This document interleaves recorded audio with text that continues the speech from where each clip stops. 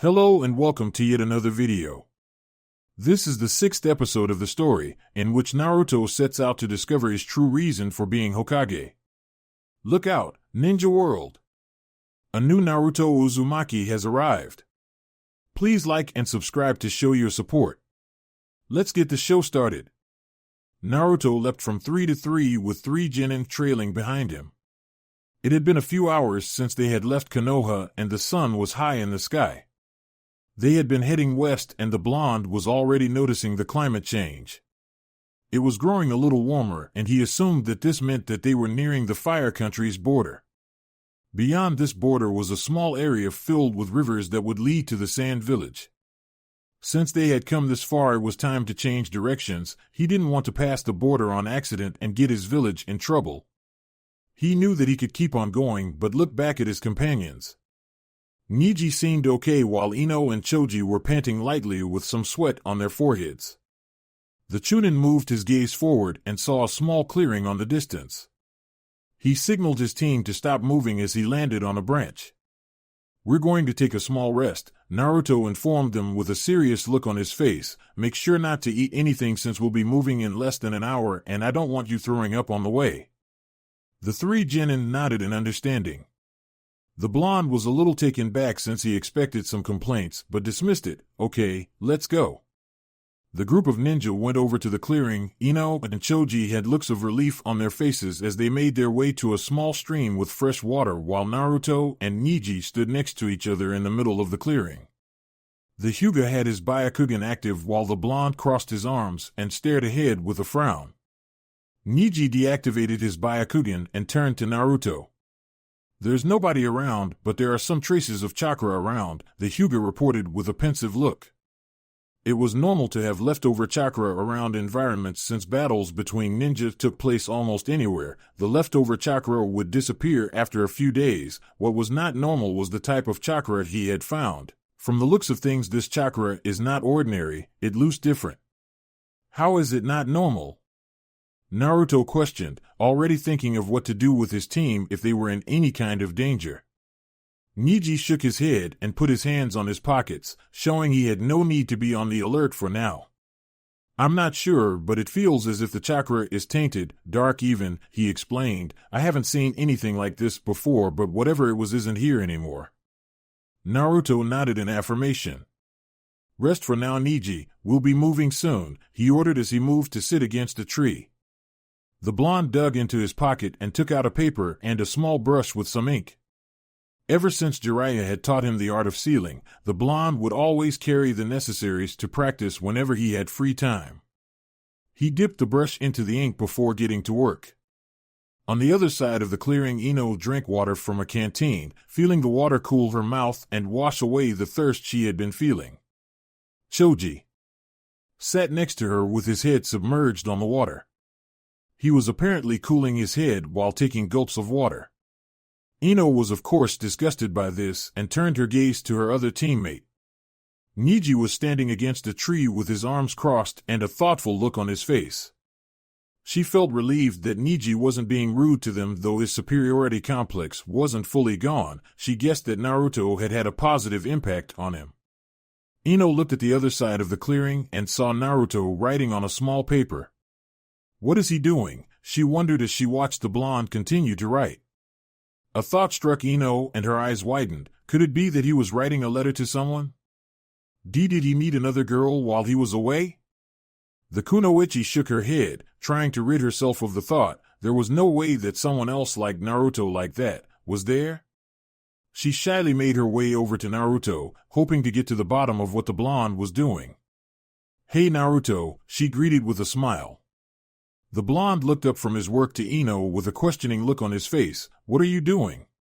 Naruto turned back to his seal and put on his serious face.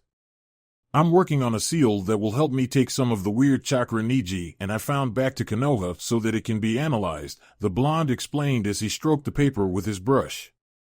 Ino sighed in relief, happy that nobody had beaten her to Naruto yet.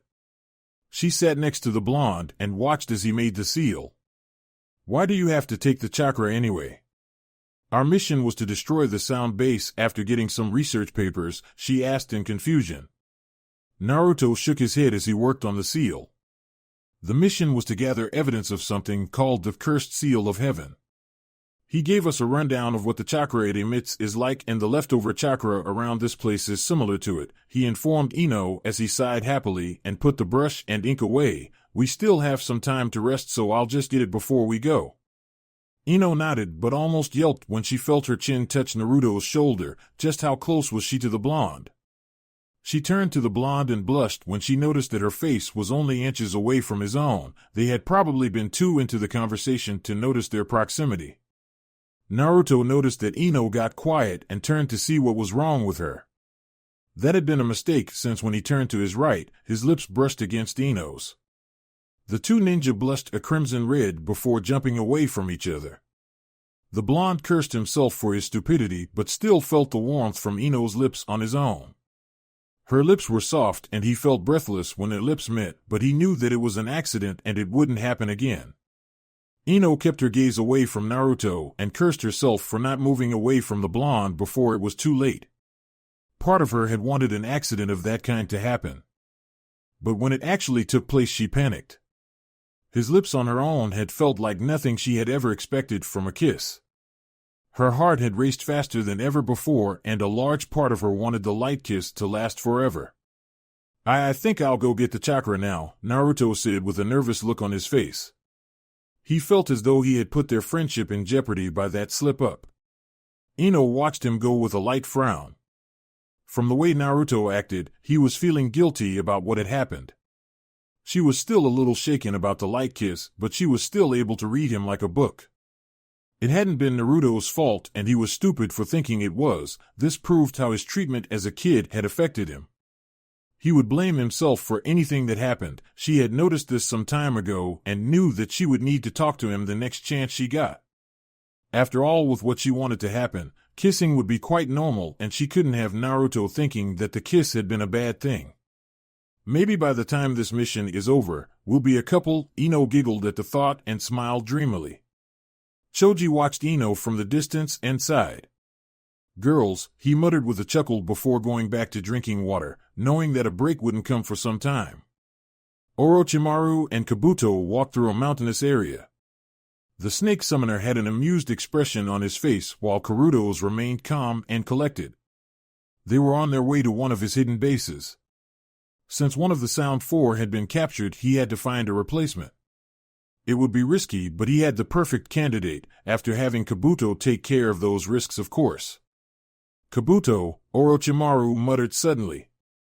Kabuto turned his gaze to the snake summoner. I want you to take care of those things when we get to the base. Very well, Kabuto said with a slight bow. What will we do about Yukon and Sakan? Having them in the leaf is a little too dangerous. Orochimaru chuckled. I'm no fool, Kabuto. I have taken the necessary measures if any of my ninja are captured, he explained with an amused smile. Not one of my ninja knows enough to be a danger to me or my plans. What about me, Lord Orochimaru? The medic asked with a smug look. You're an exception since I've told you about everything, the snake summoner informed with a smirk on his face, but remember that not everything is as it seems.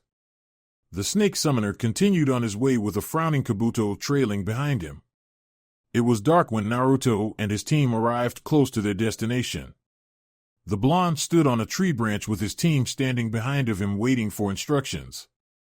A small mountain could be seen in the distance with trees all around it. It seemed like a normal place, but on closer inspection it had many chakra signatures scattered around it.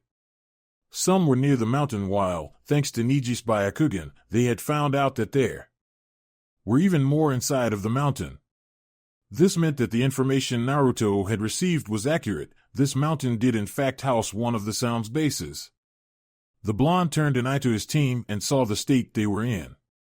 Choji and Ino looked exhausted while Niji looked a little better than them but not good enough to put up much of a fight. Naruto knew he was not much better since it had been a long trip and knew that they would need to rest for the night. The trees in the area covered them from view and no chakra signature was too close. He guessed that they would be able to rest in this place since it looked relatively safe. We'll set camp here, Naruto instructed as he dropped from the tree and landed on the ground with no trouble. The other followed his lead and landed on the ground behind him. You can eat if you want, but if you need to make a fire, then tell me. We will keep watches of 3 hours after we go to sleep. I'll keep the first watch, Niji the second, Choji the third, and Ino the fourth. Very well, Niji sighed out as he sat on the ground with a tired look on his face. It's finally eating time, Choji declared cheerfully as he took out a bag of chips and several rice balls from the backpack he had brought for the mission. Ino sighed happily as sat against a tree and reached into her backpack. She took out a plastic container with stew her mom had made her the night before. It was a little weird to have stew as dinner, but her mom told her that it was so she would have something made with love on her mission. She smiled at the memory and opened the container but frowned when she noticed it was cold. A fire would be needed to heat the soup, and she knew that in order to do so she would need to speak with Naruto, which would be really awkward. Naruto sighed as he watched his team. Tomorrow would be a dangerous day, and he hoped not to have anyone get hurt, but knew that the chances of that would be slim. They were going into an enemy base after all. He dismissed those thoughts and took out a scroll from one of the pockets on his Chunin vest. The scroll opened to reveal various cups of instant ramen. He licked his lips in anticipation and knew that he would need to make a small fire that wouldn't give out their location, meaning that the fire would have to be made away from camp. He prepared to leave but froze when he saw Ino walking over to him with a blush on her face. Naruto, Ino said in an attempt to get his attention. The blonde threw her a questioning look and his eyes widened when he noticed what she had on her hand. I need a fire to heat my food. The blonde inwardly groaned at his luck, or lack thereof, and threw Ino a nervous smile. Don't worry, Ino, I kinda have to heat my ramen, he confessed before getting a little serious. We have to make the fire away from camp. Okay, Ino agreed with a light blush adorning her cheeks. It was still a little awkward around Naruto, but she still had to talk to him. Having him think that she hadn't felt anything about the small kiss would make him think that she wanted nothing to do with him. Naruto nodded and turned to Choji and Niji. Ino and I are going to make a fire away from camp. If you have anything you need to heat up, then come with us, the blonde instructed. The food I brought doesn't need to be heated since I thought ahead of time, unlike some people, Niji said with a smirk on his face. Naruto growled at that before turning to Choji. He didn't really need an answer from him since the genin was stuffing his face with his food. The blonde turned to Ino and motioned for her to follow him before jumping up a tree and moving away from the camp with Ino in tow. The blonde kept his eyes open as he leapt from tree to tree. He would need a place that wouldn't make the fire too visible, also taking into account the distance away from camp.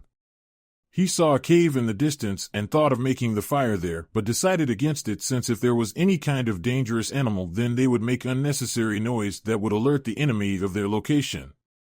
The blonde saw a clearing in the distance and decided on using it for the fire since it was far away from camp and he would be able to keep the smoke from giving their location by using wind manipulation.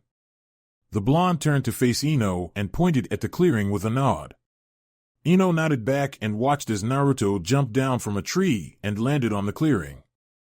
The kunoichi followed after him and looked around the area. It had plain ground and not many grass. She assumed that this place would do. I'll get some firewood to burn, Naruto informed Ino as he walked towards the forest. I'll be back soon. Ino smiled as she watched Naruto leave.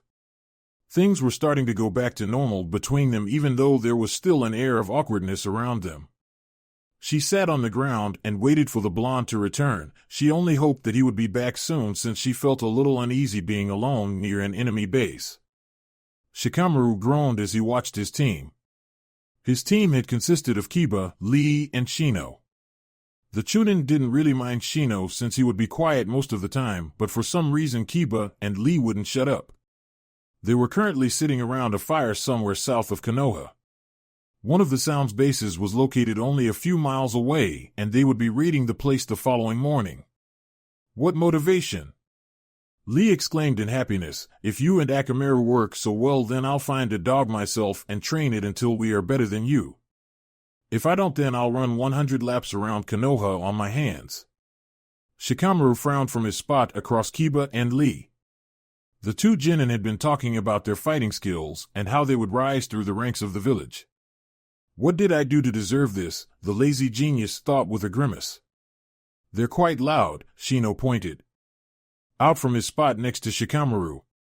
The Chunin had a look of annoyance on his face, showing that he wasn't entirely happy with his team. You will get used to it. Whenever my team went out for missions, Kiba would always be really loud, saying that he was talking for the team since none of us were really outspoken. Shikamaru sighed. I wouldn't have minded being on your team instead of Kiba. It would have been peaceful to have a team with calm people, he admitted with a frown on his face. Remembering his own team, I had to put up with Ino of all people. She would never give our ears a rest, and to make things worse she brought Naruto with her after a while. They're good people and friends to have, but the two of them are way too troublesome. I can imagine, Shino agreed, knowing that he too wouldn't enjoy having such a loud team. Shikamaru suddenly laid on the ground and yawned. I'm going to sleep for now. We'll need all our strength tomorrow, he explained. Make sure to wake me when your watch is over. Shino nodded before hearing snoring. He snapped his head towards Shikamaru and sweat dropped. Only the lazy Chunin would be able to sleep that quickly. There was an awkward silence as a bonfire heated Naruto and Ino's food. The two blondes were still a little shaken about the kiss, though Ino still tried to make conversation from time to time. Those conversations would only end in awkward silences, something the two hated. Their friendship wasn't supposed to be awkward. The two were usually always talking each other's ears off and would know what each other was thinking. Finally, Naruto muttered as he took his final cup of ramen away from the bonfire and opened it to reveal the godly contents. His mouth watered when the smell of ramen hit his nostrils before he took out a pair of chopsticks he had sealed with the ramen and began to eat. Ino watched him with a small smile before taking her stew away from the fire.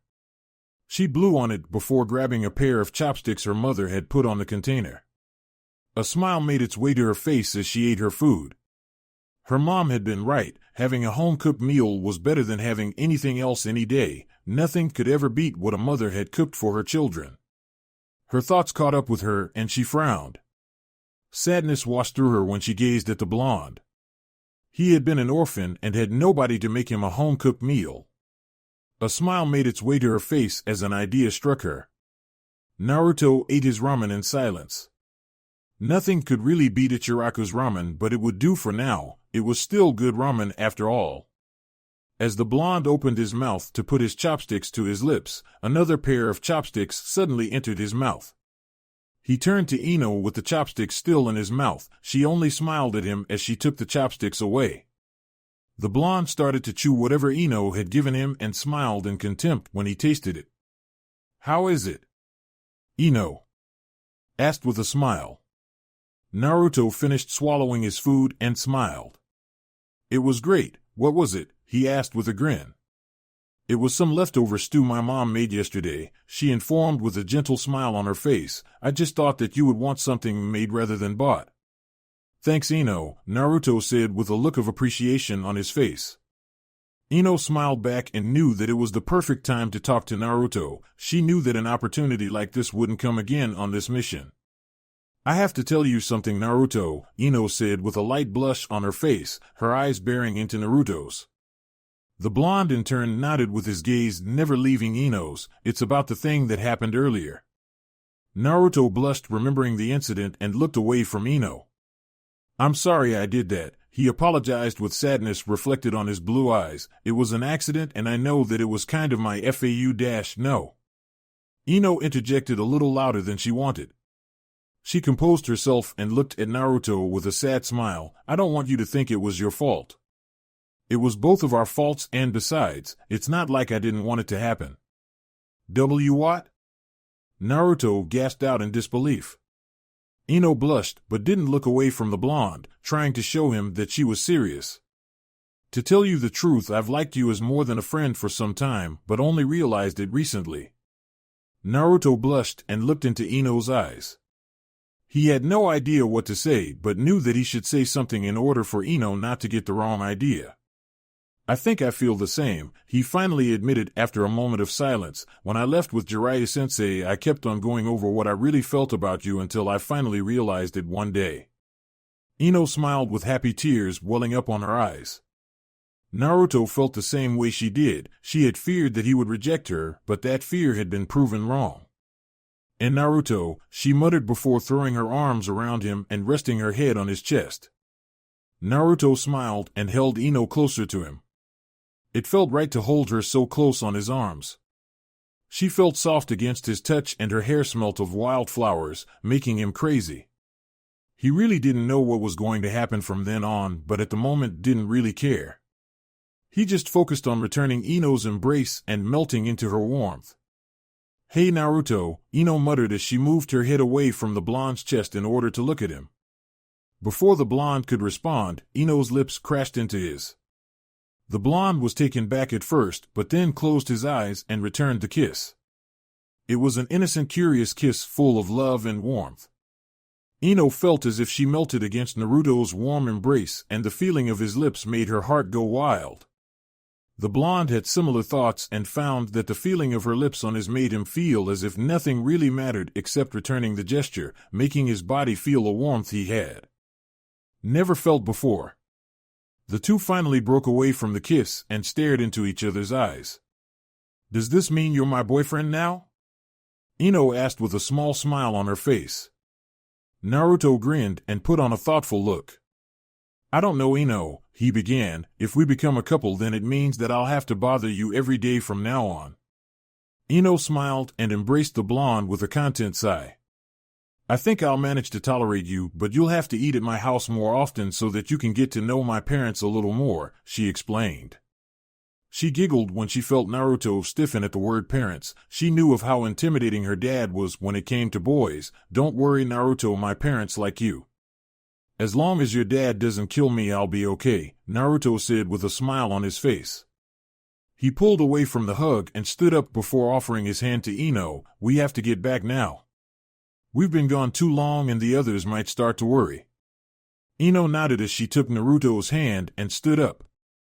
"We don't want them to search around here with no idea where they're going," she agreed, "but you'll be taking me on a date when we get back to the village." Naruto chuckled. "Fine, but you're still going to buy me my ramen," he said with a mischievous grin on his face. Ino crossed her arms and pouted, making the blonde chuckle. "There's one more thing, Ino," the blonde continued with a serious look on his face. Ino gave him a questioning look before the blonde pointed at the mountain that stood in the distance. "We're still in the middle of a mission. Make sure not to tell anyone about us just yet, since it would only distract the team. Wait until the mission is over to tell them. I don't want an enemy ninja overhearing us." "You're right," Ino said with a nod before breaking into a grin. "That just means that we'll just have to finish the mission a lot faster then." "Right," Naruto agreed as he took Ino's hand on his and began to go back to camp. The two felt happy about their new relationship and couldn't wait until the mission was over so that they could spend more time together. The next morning saw Naruto and his team getting ready to enter the sound base. They stood hidden among the trees and saw a group of ninja guarding the mountain. After waking up, the group had made their way to the mountain and had come to a spot after Niji had seen a group of ninja close by. The ninja didn't wear headbands, hiding their village's identity, and were presumably genin level. "You guys wait here," Naruto whispered to his team. "There's only 3 of them. I'll take care of them before they can alert anyone. Make sure to take out any other ninja that comes this way." The group nodded in understanding as the blonde took out his blade. The 3 enemy ninja were watching over the mountain, planning on killing anyone that got a little too close.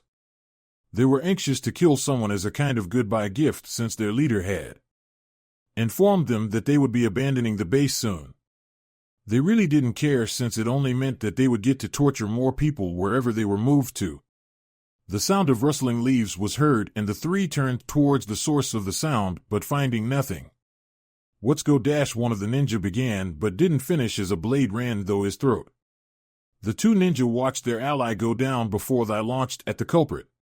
One of them threw a punch, but the blonde met it with his blade, slicing through the man's fist and making him cry in pain.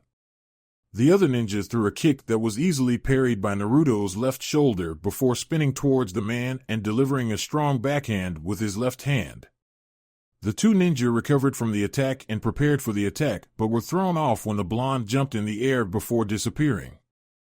The two sound ninja looked around for any sign of the blonde, but found none. He had simply vanished into thin air. The two were suddenly hit by a strong wind coming from the trees. The wind was so strong that the two ninja lost their footing and were blown away. The two ninjas sailed through the air, unaware of the two shadow clones behind them. They could do nothing as the two clones used their blades to cut through them as if they were nothing. The two bodies fell limply on the ground, dead from having their hearts and lungs pierced with such force. Naruto nodded at the clones and watched as they dispelled. There was a pool of blood on the floor and he frowned. Someone would notice this easily, meaning that they had little time to infiltrate the base. The blonde jumped back to the trees and approached his team. "We have to move now," the blonde ordered with a frown. "They'll notice the disappearance of those three, so we have to get moving." "Got it," the three genins said with serious expressions. "Let's go," Naruto said as he ran at the mountain. When they got close enough, they noticed that it had a series of caves, Niji. On it, Niji responded as he activated his Byakugan. He looked around for a few moments before deactivating it. There don't appear to be any ninja around those caves. The chakra signatures are coming from deeper inside. Naruto nodded in understanding. "Good," he muttered with a serious look on his face. "I'm sure that the caves are filled with traps, so I'll get a group of shadow clones to lead the way. We'll be going the same way, since we'll need the clones to take care of the traps." "What will we do when we get to the enemy ninja?" Choji asked. "You kill them," Naruto responded in a calm tone. "There'll be too much trouble if left alive." "Wait, what?" Choji asked in shock. Niji frowned at the genin. "You're a ninja, so you're expected to kill." Naruto's right, these ninja are enemies of the leaf and are too dangerous to be left alive. "Let's get going," Naruto said as he made a couple of shadow clones and had them lead the group of ninja into one of the caves. "Let's get this over with," the blonde thought with a frown as the group of ninja walked through the cave. Shikamaru put on a look of concentration as he analyzed the situation. His team was standing behind him, completely silent and waiting for instructions. Sound ninja stood in front of what Shikamaru assumed to be the base they had to destroy. Staying hidden and setting explosives throughout the base would be the best way to accomplish the mission, but the ninja guarding the base would be a problem. Those two ninja would need to be killed. There was no other way. He had killed before and found it to be troublesome but necessary when it came down to it. He could only guess when it came to his team's experiences, but hoped that they wouldn't be too bothered by killing. The lazy Chunin faced his team with a serious expression. "This is the plan," he began. "Lee, I want you to take care of the two ninja in the entryway. Those two have to be killed. We can't afford to knock them out and risking them waking up later on." Lee nodded with a grim look on his face. "I know that it is most unyouthful to do this, but I must do it for the mission," he declared with a thumbs up. "Do not worry, Shikamaru, I'll get this done." Shikamaru nodded. "After that we'll go inside the base as quietly as possible. If any ninja spots you, then you kill them on the spot, or we'll be slowed down and forced to face a mob of ninja," he instructed with a frown. His team nodded at him with mixed emotions. He could tell that Kiba hadn't killed before while Shino looked indifferent. He assumed that the bug user had killed before. The lazy Chunin looked at the enemy ninja and frowned. Being a Chunin was too troublesome, but he still had a job to do. With a sigh, Shikamaru faced Lee and gave him a nod. "Go." Shikamaru kept a steady gaze on the scene in front of him. Two sound ninjas stood in front of what he knew was the sound base they had been assigned to. The two enemy ninja had their hands near their kunai pouch, ready for any incoming attack. If the first part of his plan was going to work, then he would need to actually try. Though troublesome, it would keep them alive and guarantee a successful mission. From his spot on the shadows, he saw Lee approaching the ninja from their blind side. Time for the plan to take effect. Shadow Possession Jutsu, the Chunin muttered as shadows extended from around him and launched at the two unsuspecting sound ninja. He held the jutsu in place as Lee charged at the enemy ninja. The two sound ninja noticed that they could not move and began to struggle before they opened their mouths to alert the others, but before they could utter a single noise, a ferocious kick met their faces, instantly snapping their necks, before falling limply on the ground. The green-clad genin turned back to Shikamaru and gave him a thumbs up, showing everything was clear for the moment. Good job, Lee, praised Shikamaru as he got out of his hiding spot, followed by the rest of his team, Kiba and Shino. Part 2 of the plan will go into effect now.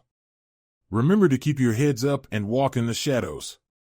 Kiba hung his head with a loud sigh. And here I thought we were going to kick some ass, he complained with Akamaru barking in agreement. Can't we at least fight a few of them? It would be unwise to get into a meaningless fight, Shino advised in a calm voice. We're against the odds here. If we are located, then our mission will be put in jeopardy. He's right, and besides, when would I ever listen to a hasty suggestion like that? Shikamaru said in annoyance, gaining a glare from Kiba. We've been talking long enough, let's get moving. With that, Shikamaru entered the base before being followed by his team. This is going to be a pain, he thought with a sigh before sharpening his eyes. He had to be on his toes now, and it wasn't the time to be lazy, it was the time to make sure his team succeeded. Naruto walked through Orochimaru's base with a sharpened gaze. His team walked behind him with uneasy expressions, save for Neji, who had his Byakugan active on Naruto's suggestion. It was a typical base with the same snake pattern on the floor and walls, apparently made in the same maze-like way. Overall, it looked like an exact copy of the last base the blonde had been in. The only thing that made it different was the ceiling, since it hadn't been tempered with for fear of a cave-in, he assumed. Being made a chunin and going through what he had made Naruto a lot more cautious than he had been at the beginning of his ninja career. Going into an enemy base without a plan was the last thing he would do, more so if his friends' lives were on the line. He had a clear plan on what to do and planned on leaving the base without too much trouble, but knowing his luck something would go wrong, which is why he was highly on the alert. He had not only been assigned to deal with this base, he still had to deal with another base right after this one. This meant that he didn't have much time to waste since he was on schedule.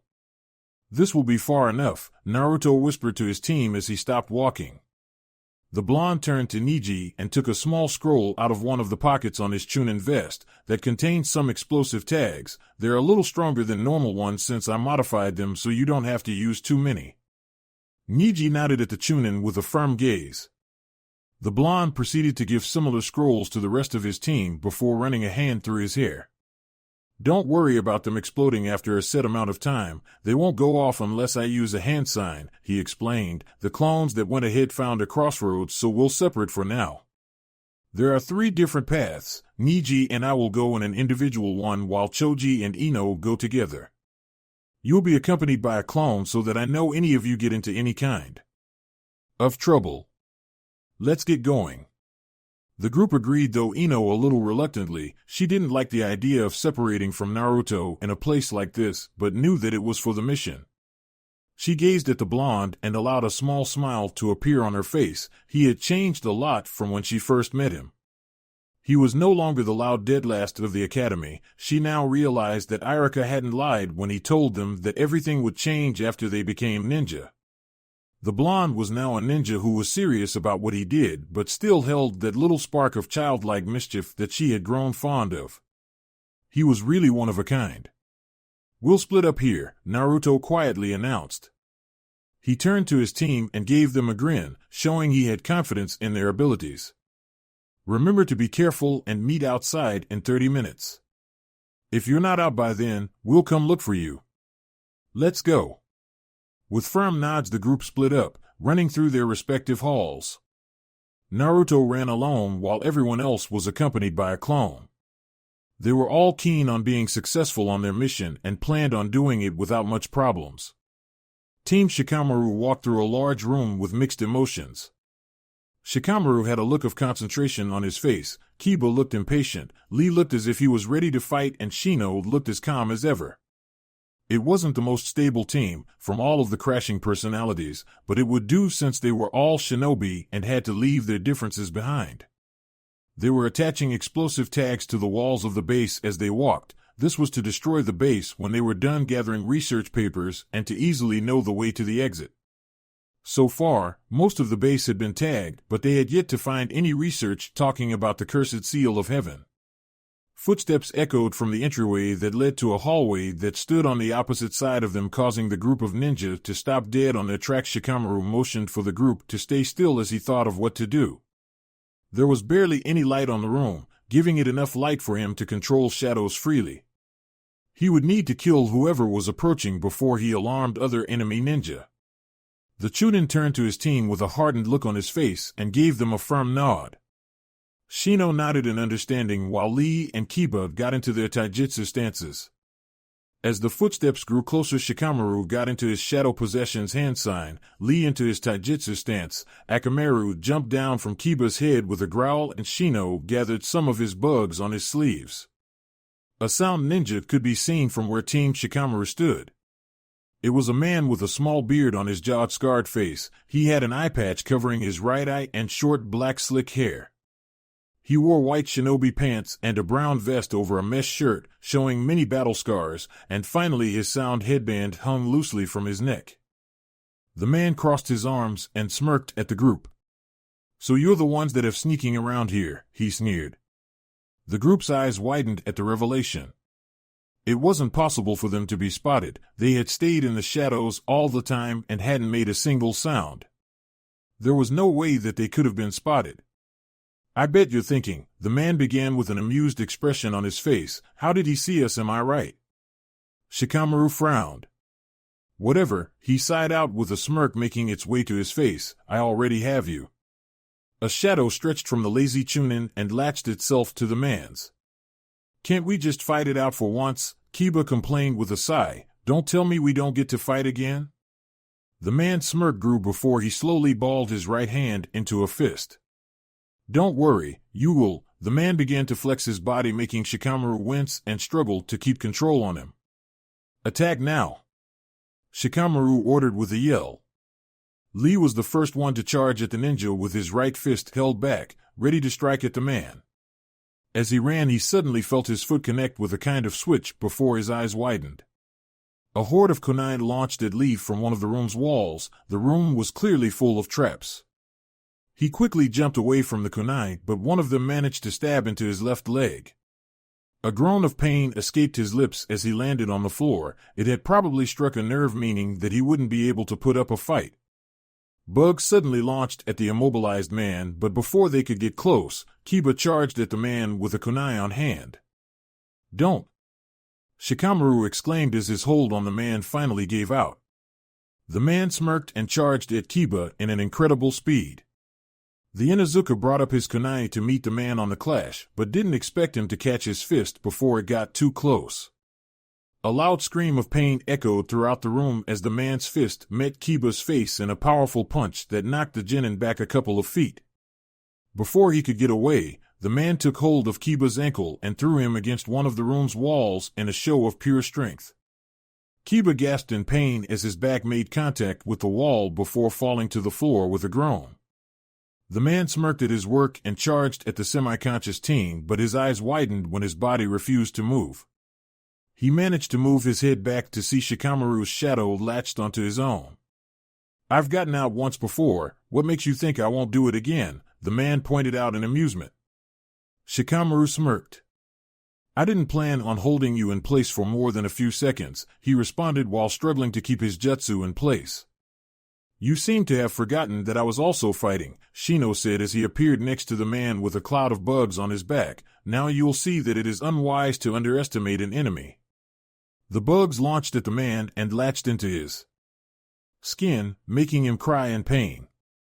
"Shino, get Kiba," Shikamaru gasped out through pants. "I'll take Lee. I know that your bugs won't hold up for long, so let's get going." There were no research papers. "We're blowing this place down." "Let's," Shino agreed as he ran to Kiba's fallen form. "You okay?" Shikamaru asked Lee once he approached him. Lee looked up at Shikamaru and grinned. "I will be okay, but I don't think I'll be able to run as fast as I usually do," he said apologetically. The lazy genius nodded and the two moved to leave the room.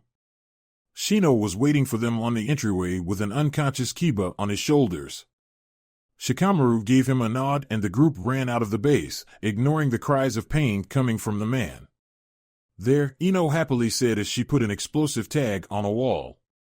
Choji, and the Naruto clone had been setting up the explosive tags while looking for any kind of research. So far there was no sign of any documentation, though they had come across some rather disturbing experiments. Choji nodded. That's it for the tags, let's go back outside. The 30 minutes will be over soon, he suggested. Right, Ino agreed with a nod before turning to the Naruto clone. Any news on Naruto? The clone got a tick mark on his head and gritted his teeth. How many times do I have to tell you? I cannot see what the boss is seeing, he growled out. Fine. Ino snapped with a frown. Guys. Choji muttered as he pointed at the end of the hallway. Ino and the Naruto clone looked to where the genin was pointing and their eyes widened. In front of them stood a woman with a staff on her hands. The woman wore light blue shinobi pants with black ninja sandals. She had a red battle kimono on with a black belt holding it in place. She had mid-back black hair and dark black eyes with half of her face covered with a white mask. Oh, don't mind me, please continue. It's very entertaining anyway, the woman urged with amusement on her voice. What do we do? Choji whispered to the Naruto clone. We have to take her down, it responded with a frown on its face. I won't be able to fight much since I'll be out after one hit, but I'll try to distract her whenever I can. How cute, the woman mockingly said. Don't tell me you're whispering about a plan to kill me. Not at all, the Naruto clone responded with a bored look. We were just talking about the weather, missions, and average pay. A very calm conversation, don't you think? The woman shook her head and twirled the staff above her head. Let's see how calm you are with this. She brought the staff down on the ground. It was quiet for a second before the ground started to shake and rocks came out of the floor before launching at them. Body expansion jutsu. Choji exclaimed as he stood in front of the two blondes and grew in size until he covered most of the hall. Rocks embedded themselves to his back, causing him to wince in pain. Before he began to shrink back to his normal size and kneel on the floor with pain written all over his face. Choji! Ino and the Naruto clone exclaimed in worry as they kneeled over the genin. Choji managed to throw them a small grin. Don't worry, I'll be fine, he assured. Just take her down for me, will you? You got it, the clone said with a grin. Interesting, the woman said with a frown on her face. He was able to expand his body. Is that a type of bloodline? We don't have to tell you anything, the clone said with a frown. You'll pay for hurting Choji. And what will you do about it? The woman asked as she licked her lips in anticipation of a fight. This? Ino exclaimed as she put a hand around her lips and fired several bullets of water. The woman's eyes narrowed and brought her staff up. As if in a dance, the woman twirled and ducked through the water bullets before using her staff to hit the last balls of water. That was refreshing, she said with a smirk. Ino, remember to keep calm, the clone said with a serious look on its face. You won't be able to find her weaknesses if your head is clouded. Right, Ino said with a nod before putting a hand to her lips. Again with that jutsu, the woman asked with a smirk. Receiving no answer, the woman sighed before holding her staff up. Very well. I'll just take them down again. Water style. Ino focused her water chakra and glared at the enemy kunoichi. Raging waves, a powerful stream of water shot from her mouth, taking the women by surprise. The steam of water struck the woman's chest before knocking her against the wall. Water style, liquid bullets. Ino continued as she fired water bullets at where the women had crashed. The force of the attacks created a small cloud of smoke, blocking the women from view. Let's get going, the clone ordered as it lifted Choji with a grunt and put him on its back. She's probably not down, and this is not the best place to fight her in. Right, Ino said with a nod as she and the clone ran out of the base, leaving a very soaked and angry kunoichi. You will pay for this, the woman growled out as she shakily stood up. Niji arrived to a large room that stood on the edge of the mountain since half of it wasn't covered. He had a clear view of the forest below and noticed that he had gone up a large distance. On his way to this place, he had found some notes on the cursed seal of heaven that he assumed would help whoever was researching it. There wasn't much information save for where it had come from, but he assumed that it would do. Quite a view, came a voice. Niji instantly activated his Byakugan and spotted a man sitting on the railing of the room with his arms crossed. Who are you? He asked as he dropped to his taijutsu stance. Who am I? The man asked himself with a sad smile on his tired face. The man had long grayish-black hair that flowed with the breeze of the room. He had tired black eyes that talked about years of experience and pain. The man wore a long white kimono with dark blue kimono pants covering most of his dark blue ninja sandals. We don't get names. Niji furrowed his eyebrows in confusion. What do you mean we? He asked in confusion. I mean the others that are forced to be here like myself, he explained with a tired smile before chuckling, but the funny thing is that we've lost the sight of it. Sight of what? Niji asked. He had no idea what the man was talking about, but he assumed that any kind of information would help. Sight of what kept us human and not lab rats, the man responded. Due to the things that have been done to us, we don't have most of our original mindset. Now we're only ghosts of our former selves that only live to carry out our orders, some more willingly than others. What orders might that be? Niji asked with his Byakugan active, noticing that the man was beginning to move. Why to kill you, of course, the man calmly said with a gentle smile. Why else do you think I'm waiting for you here? Niji frowned. If that's the way it has to be, then so be it. With that, the genin charged at the man with chakra flaring through his fists. The man chuckled as he ran at Niji while bringing a hand to his side. The Hyuga watched the hand closely as he advanced on the man, but his eyes widened when he saw the man take out a large sword. The man swung the sword at Niji, but he managed to jump over the strike at the last minute. He sailed through the air and took out 2 kunai before throwing them at the man's head, wanting to end the fight before it escalated. The man looked at the incoming projectiles before bringing his sword up and knocking the kunai aside in a show of pure kenjutsu skill. Niji landed on the floor before jumping away from the man, deciding to fight defensively for now. He cursed himself. The sword had thrown him off and knew that it had been a mistake to have been so affected by a simple change on the fight. The man gave no rest and charged at Niji once more. He brought his sword back, preparing to strike, but he never saw the smirk appearing on Niji's face. 8 trigrams palm rotation, the Hyuga began to spin as chakras surrounded his body. The man's eyes widened before he was violently hit all over his body and launched away from the sphere Niji had created. The man landed in a painful thud and gasped in pain, feeling his old bones creak from the impact. He shakily stood up and looked at the youth in front of him. Some part of him believed that new generations were always stronger than the last, but that part of him was long gone. He only lived to follow his master's orders now, and that was what he was going to do. He began to take off his outfit. If he was to defeat the youth, then he would need to give it his all. Niji frowned as he watched the man rip his kimono off to reveal a mesh shirt and blue shinobi pants. The man then took out a liquid from one of his pockets and put it to his lips before taking a big gulp out of it. Violet blue chakra instantly flowed around the man, giving him a look of power. Behold my true power, the man declared with a smirk on his face. I will take you down for my master. I have no choice but to kill him, Niji concluded with a frown on his face. Whatever the man had done was getting dangerous, and he still needed to make it out of the base in 30 minutes. I'll have to go all out. Naruto frowned as he walked up a set of stairs. He really needed to find a way to control his clone's personalities. The clone he had sent with Niji was a talkative one that eventually led the Hyuga to drive a kunai through its head. The blonde knew that he would have done the same, but it was still a rather hasty thing to do. Now I have to finish this up a lot faster, he thought with a frown as he made his way to a large door. It had a stone snake on it that was cold to the touch. The blonde opened the door to find himself in a giant room. It was circular and had no roof. It actually had a view of the sky that made him wonder if he was near the top of the mountain.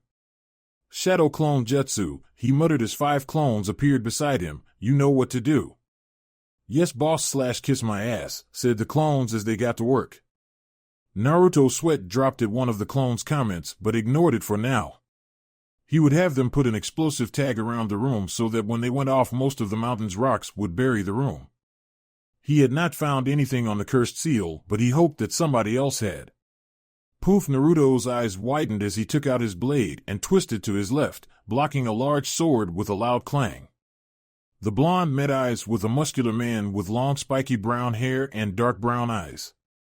He had a long-sleeved white shirt with black shinobi pants. "You're a pretty good kid," the man praised with a smirk, "though not good enough. I have a tradition where I only tell my name to anybody who I deem a challenge. Do you think you'll be able to find out my name?" Naruto chuckled with a smirk.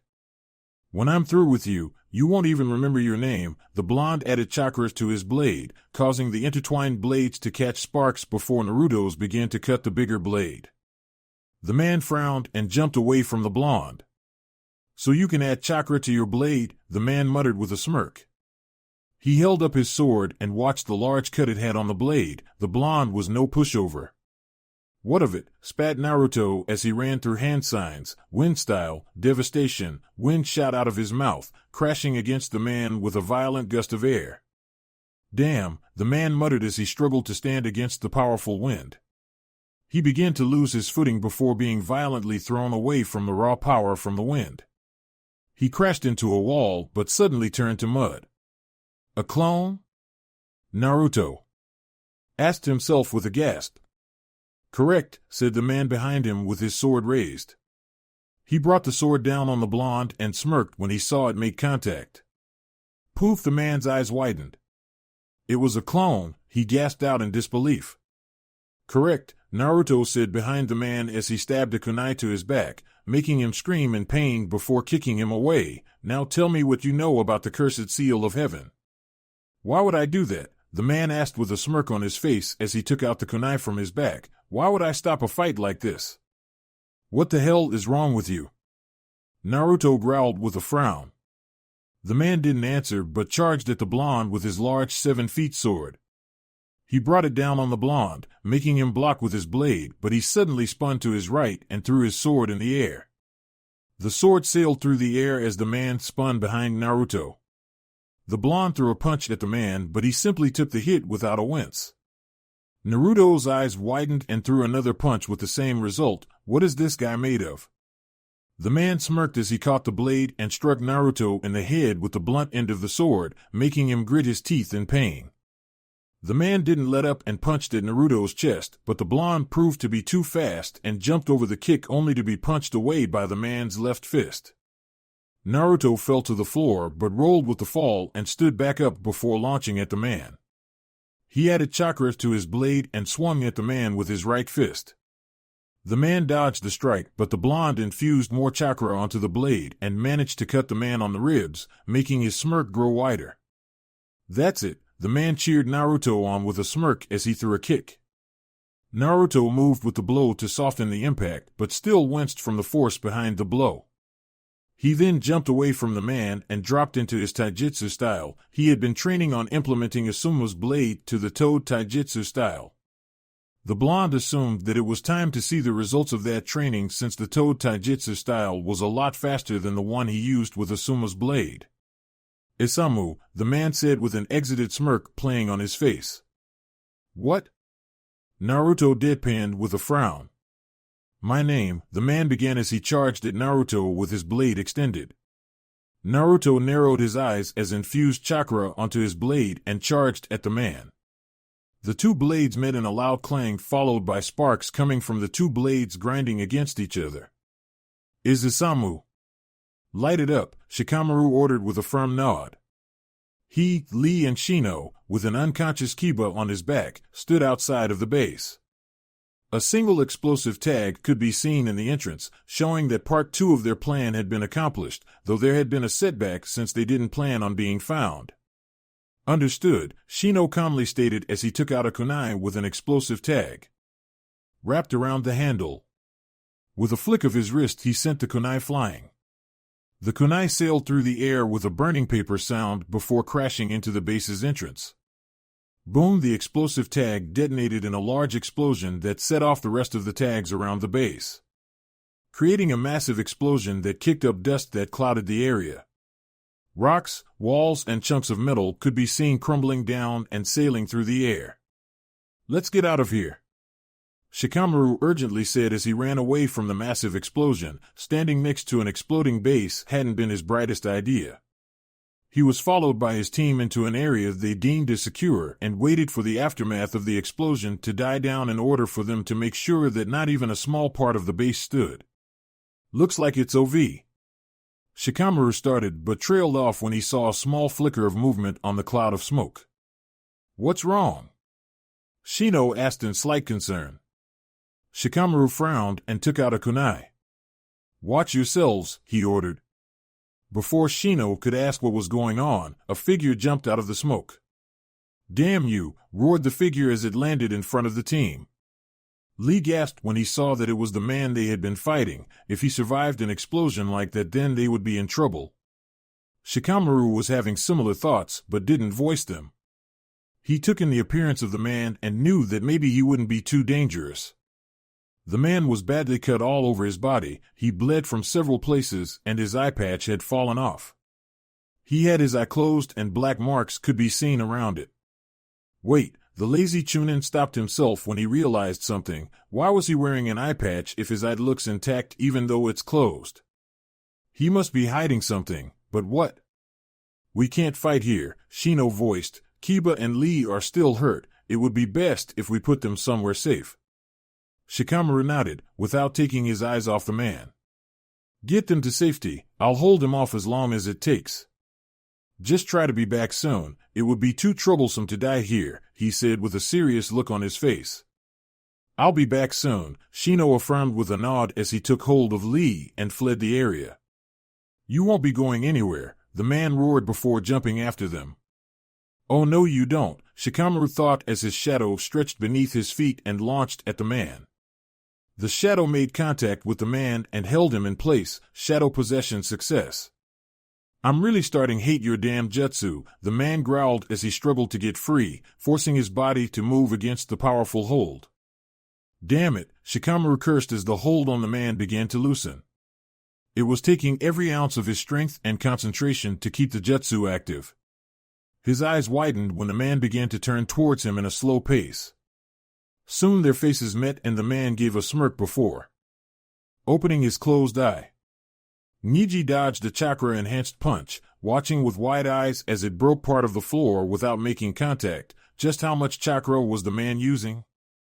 The fist made contact with the floor, instantly creating a large crater that shook the entire room, before using his arm for support and throwing a kick at the unsuspecting Hyuga.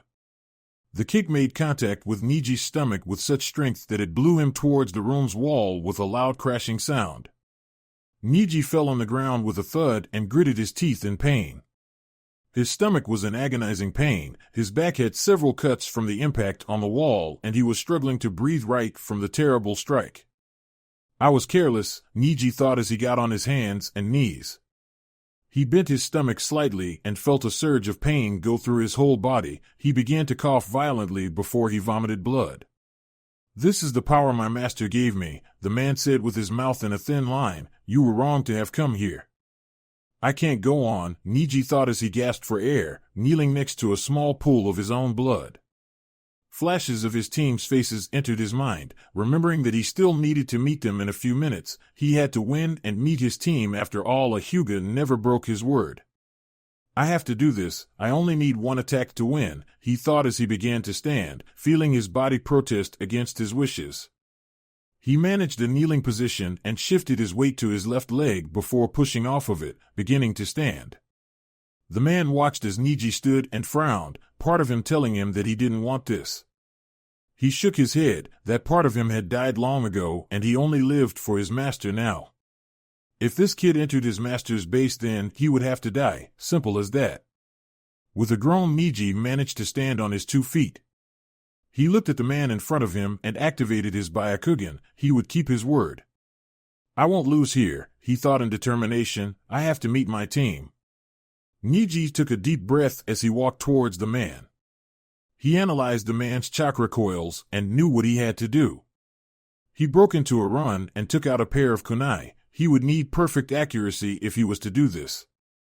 Fool, the man muttered with an almost sad look on his old face. Why must the young die? The man's chakra swirled around him before he charged at Niji in an incredible speed. The Hyuga saw the man and spun to his right, now with one kunai on hand before taking another one out of his pouch. The man didn't seem to register this and charged once more, only this time he used chakras to enhance his speed. In an instant the man appeared right in front of Niji with his fist held back, ready for a punch. Niji saw this coming, and before the fist could make contact, he managed to block it with his hand and cut off the chakra being poured into it. The man's eyes widened when he saw the kid catch his punch before he used his left hand to punch him. Niji ducked under the punch and delivered a strong palm strike to the man's stomach, pushing him back enough to give him the time to jump away from him. A single kunai was on his hand before he took out another one. He inwardly smirked when he noted that the man hadn't noticed the lack of kunai. "Give up now, child, and I'll make your death painless," the man suggested with a hint of sympathy on his words. "You'll never beat a Hyuga," Niji retorted with a smirk as he threw a kunai at the man, but he easily dodged the projectile. The man frowned. "I gave you a chance, kid, but I still respect your pride," he admitted before charging at Niji. The Hyuga slipped into his taijutsu style and hardened his gaze. The man threw a punch, but it was easily knocked aside by the genin. Niji responded with a palm strike to the man's left bicep, making him grunt in pain. The man threw a kick, but the Hyuga blocked it with both of his hands, now with no kunai on hand. Chakra left the man's enhanced knee before he used his left hand to punch at Niji. The genin used the knee for leverage and jumped away from the man while taking out two kunai. Before Niji could land on the ground, the man launched at him once more. Niji saw the attack coming and threw the two kunai at the man, making him stop his run to dodge them before charging at him again. This small pause was enough for the Hyuga to land on the ground and duck under the punch that had been aimed at his head. The man kicked at Niji, but he managed to block it with both hands, but couldn't stop the man's fist as it made contact with his chest, pushing him away with less strength than before. What? The man gasped out when he noticed that his punch hadn't had the effect he desired. Niji smirked and pushed the man away with a well-placed kick to his chest. The man grunted in pain and staggered backwards. The kick had probably broken something. He looked at Niji with a frown on his face. He had done something to his body. Something that made him unable to pass chakra to his limbs, but he didn't know what. "You lose," Niji stated with a satisfied smirk on his face as he took a single kunai from his ninja pouch. The man noticed that the kunai had a kind of seal wrapped around the hilt and frowned in confusion. "Now I'll show you." Chakra began to swirl around Niji as a blue light emitted from the kunai, the power of the Hyuga. "We're almost there," the Naruto clone gasped out through pants. It was no easy feat to run with Choji on its back. The clone thanked the original Naruto for having trained in order to handle it. "Good," Ino agreed as the light at the end of the hallway got closer. They had been running away from the woman they had encountered earlier since it wasn't smart to fight her in a place with no much room. Suddenly there was an echo in the hallway, throwing everyone off, before the ground began to shake and pieces of the floor and walls began to break. "Let's get out of here," the clone exclaimed as it ran faster to the exit with Ino in tow. Ino turned back and saw the woman running towards them. She would need to fight her alone since Choji was hurt and the clone would dispel after one hit. "I'll handle her," she told her teammates. What? The clone gasped out in surprise. "Don't worry, just get Choji to safety and I'll try to beat her," Ino assured with a serious look on her face. Don't worry about me, Ino," Choji said as he got off the clone's back, panting slightly. "I was only hit on my back. I'm still able to fight even though it hurt." "What?" the clone roared in rage. "You mean I was carrying you all this time, when you could have just walked?" "That's right," Choji said with a nod. "Damn you," the clone muttered with a clenched fist. "Enough of your comedy act," the woman snapped. "I'll kill you for your insolence." She brought her staff down, but before it could make contact with the ground it was knocked away by a water bullet. "Water style, raging waves," Ino exclaimed as she put a hand around her lips and shooting a powerful stream of water at the woman. The sound ninja saw this coming and jumped away from the attack, but was suddenly hit by a giant fist that threw her away from the two ninja and the clone. "Let's go," the clone ordered as they ran out of the base. I'm going to kill those kids, the woman growled with hate on her visible eye. She brought her left hand to her mask and tore it off her face, unleashing a powerful purple chakra. Clang, the sound of metal on metal echoed through the large room. Naruto and Isamu locked blades with sparks coming from the power behind them. Wind chakra poured around the blonde's blade and had begun to cut through the man's large sword. The man noticed this and used his free hand to slap Naruto away. The blonde was pushed away from the sound ninja and steadied the man. Isamu would surely win at strength, but he still had the upper hand since his chakra-enhanced blade could overpower the man's bigger blade. The man's sword had a simple black hilt wrapped in black bandages. A red stone peeked out of the bandages, matching the large red blade of the sword. The blade now had many cuts, but it would still hold from the looks of things. "You're a fun guy," Isamu admitted with a smirk on his face. He stabbed the sword into the ground and began to stretch his arms. "It's been a while since I fought someone who could put up a fight. By the vest you wear, I assume you're a chunin, correct? How do you know about ranks?" Naruto interrogated with a frown on his face. "Could it be that you were a ninja before?" Isamu smirked and put his right hand on the handle of his sword. "You're pretty sharp to have guessed that," he praised. "I was a ninja once upon a time, but I never really belonged there. My superiors often scolded me since I didn't believe in protecting the weak. I've always believed that a weak person is of no use. They might as well be dead. Lord Orochimaru believes this as well, which is why I follow him in the first place, but when the time comes I'll kill him and be the new leader of Sound." Naruto frowned. "You're a really screwed up person, did you know that?" he asked as he dropped into his taijutsu stance. Isamu only smirked before taking the sword out of the ground and charging at Naruto. The blonde infused chakra onto his blade and ran at the man. Both ninja brought their blades forward, but before they could make contact, the blonde sidestepped with a small jump before launching at the man once more. The sound ninja could do nothing as the blonde's blade cut through his right ribcage. Blood splattered out of the wound as Naruto kicked at the wound. The man cried in pain before swinging his sword at Naruto.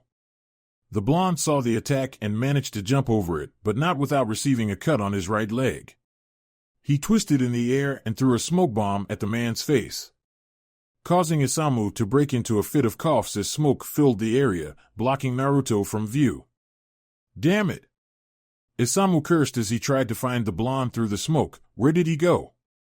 "I'm over here," came Naruto's voice from behind the man, making him turn around.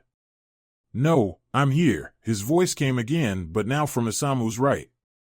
The sound ninja looked around in confusion. How was the blonde moving so fast? "I'm here." "No, here." "I'm over here, you bastard." "You need to calm down." "What?" "I'm always calm." "Not you."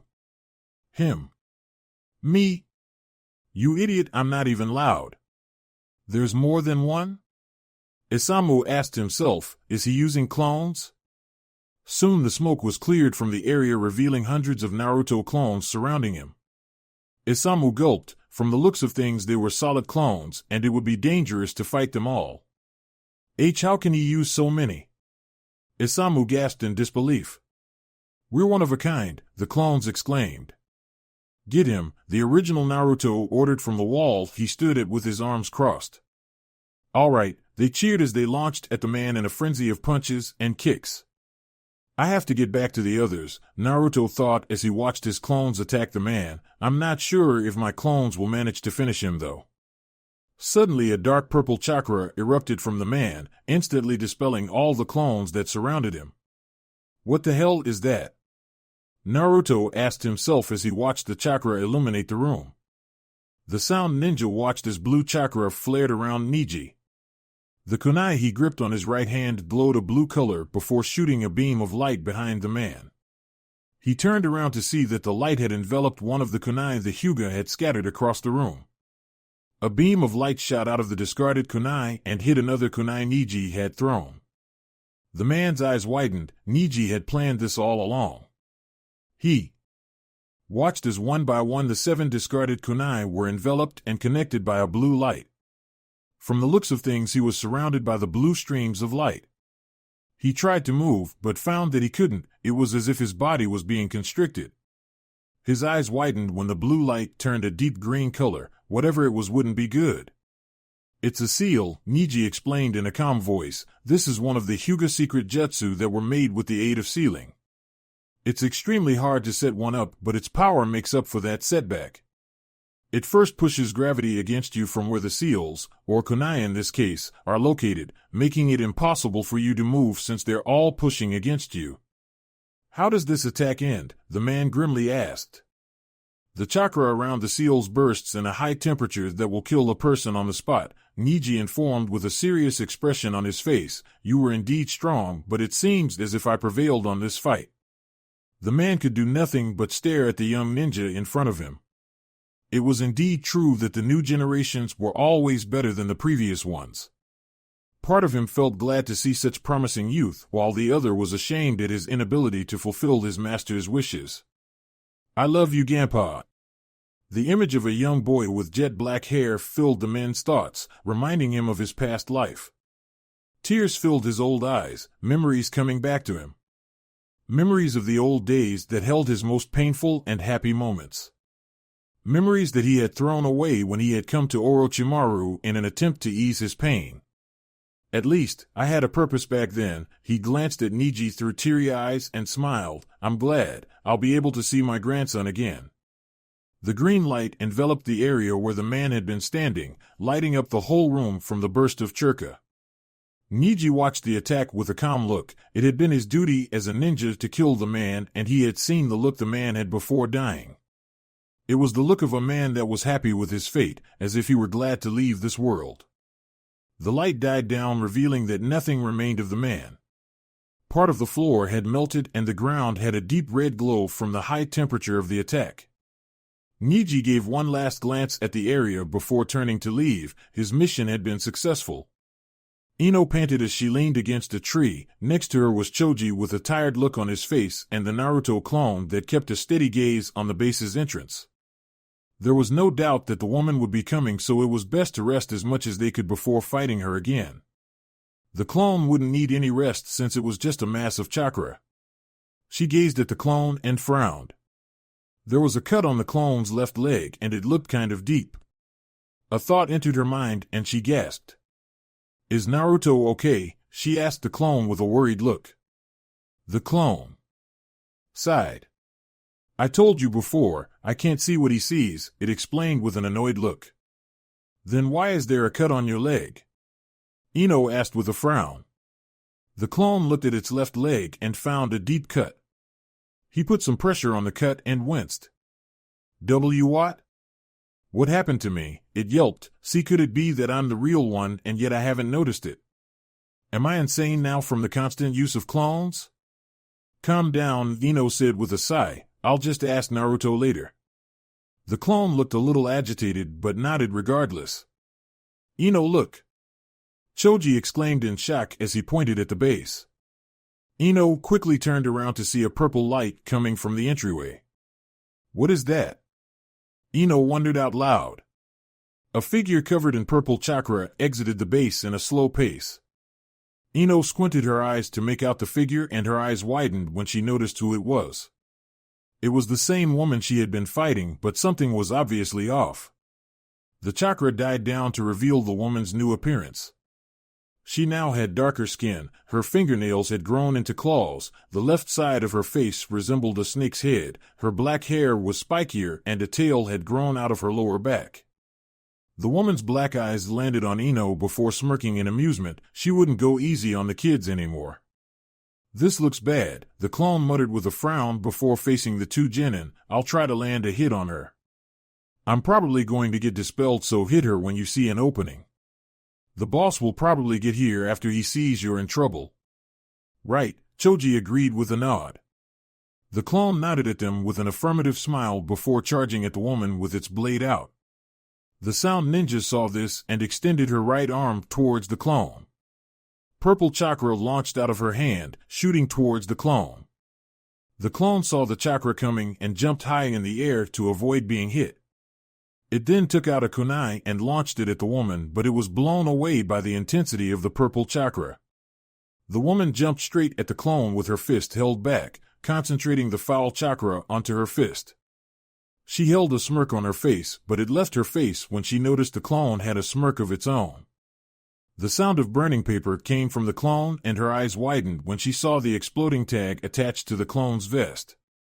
Boom Ino watched as the clone exploded with a frown. No matter if it had been a clone exploding, she was still a little shaken about watching him die. She was broken out of her thoughts when she saw the woman falling to the ground. How? Choji gasped out in disbelief as he saw the woman flip on the air and land on her feet. She was in a bad condition with the right side of her skin burned and most of her clothes tattered. "You damned brats," the woman screeched in fury. The foul chakra swirled around her in a show of raw power. "I will kill you for this." "This is it," Choji Ino muttered with a serious look on her face. "We have to use our teamwork to win. Hopefully Naruto or Niji will get here to help us later." "Right," Choji said with a frown on his face. "Let's do this." "Ino," Naruto thought as the clone's memories entered his mind.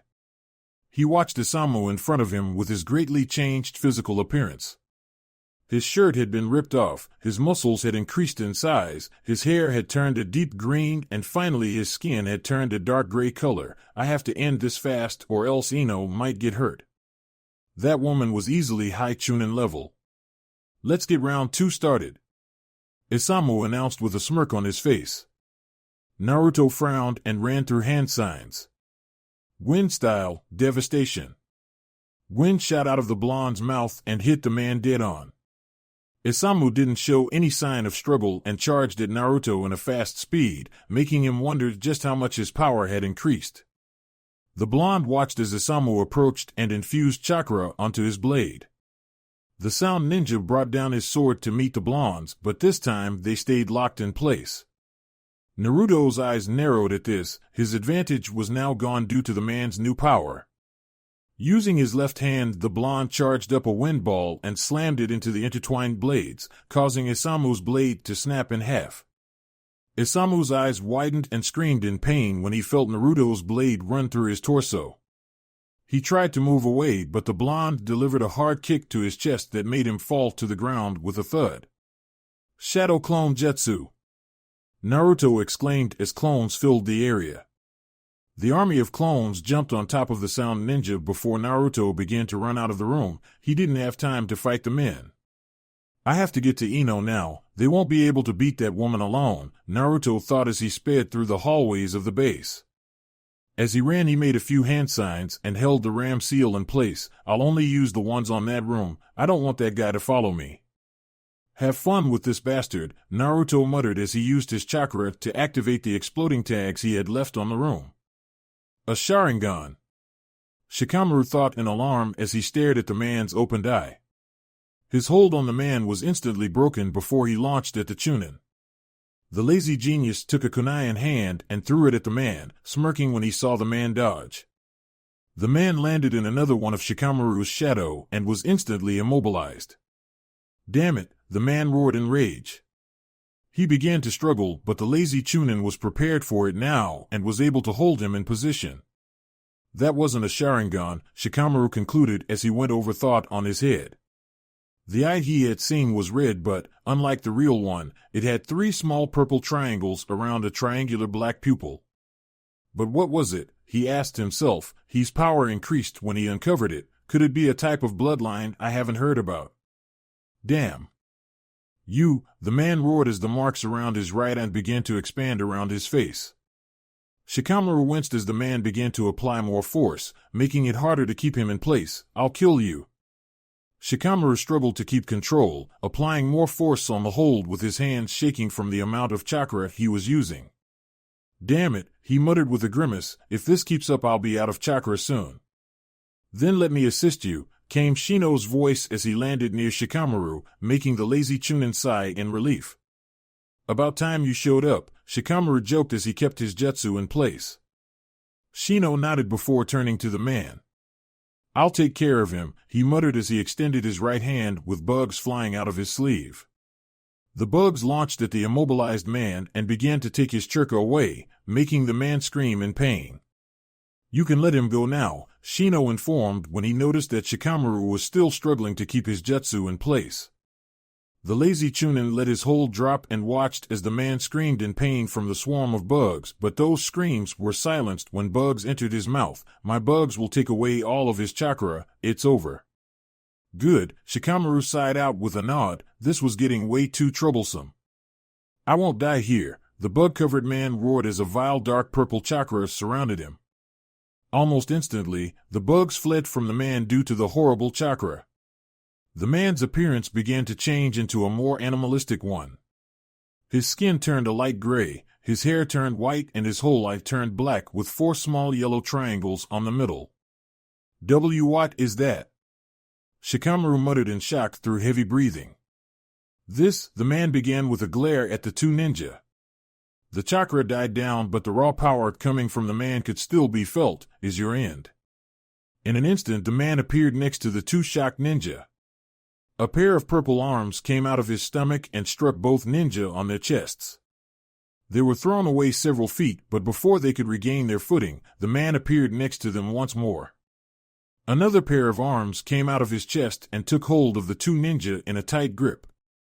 I can't move, Shikamaru cursed as the arm that held him squeezed the life out of him. He could feel some ribs breaking from the tight grip, but couldn't even make the slightest sound of discomfort. Only short gasps came out of his mouth. He threw a glance at Shino and noticed that he was on his same position. You're dead, the man stated in a deeper voice, smirking at the look of pain of his victims. Fong over Fong. The man couldn't react as 2 spinning blurs crashed against his side, making him drop his hold on the 2 ninja. He screamed in pain as he was blown away by the intensity of the attack and crashed through a tree. Kiba and Akamaru landed next to the 2 ninja with content looks on their faces. You didn't think I would actually lay down and let you do all the fighting, Kiba said with a smirk on his face. Shikamaru chuckled and shook his head. I can't believe I'm saying this, but I'm glad you're here, Kiba, he joked with a smirk on his face. Kiba chuckled in return before turning towards where the man had fallen. The man began to stand with blood dripping down his left arm. He glared at the 3 ninja and gritted his teeth. I'll kill you all, he growled as he began to move towards them, but was suddenly dealt a powerful blow on the stomach by a green blur. He got the wind knocked out of him before he received a roundhouse kick to the face that sent him away. Lee stood in front of the man on his taijutsu stance.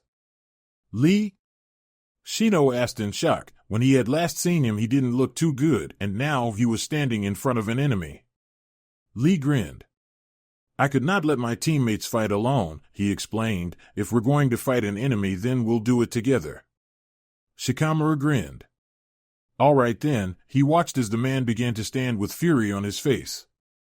A smirk made its way to the lazy Chunin's face. His whole team was together, and it would be a lot easier to beat the man. Let's end this. That's it for this video. I hope you all enjoyed the video. Don't forget to like the video, subscribe to the channel, and follow me on my other social media accounts. Anime God here, and I'm signing off.